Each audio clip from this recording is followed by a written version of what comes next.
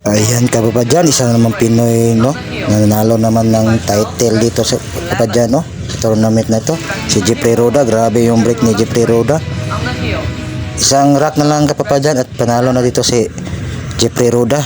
Napakagaling din dito si Jeffrey Roda. Ang nakalaban niya ay si Kopingyi, napakagaling din ng Chinese type na player na yan.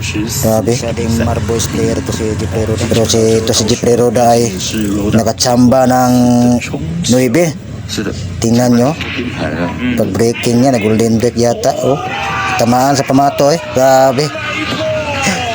Napatalo na lang sa saya si Jeffrey Roda. Kamanga-manga yung breaking na yon, golden break talaga. Ayan no, panalo na ng Pinoy. Nandyan pa si Ignacio at saka si Bernie Regalario.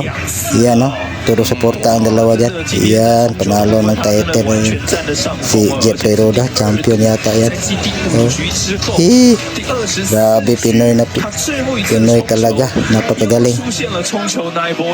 这真的很强运气啊，但是表现的也是可圈可点啊。对，没错。最可惜的就是比那个连接2号球，对，11-8的时候那个2号失误太严重。第20局的那场比赛，然后就是那个2号球，对，那个2号真的是太严重，真的很可惜哦。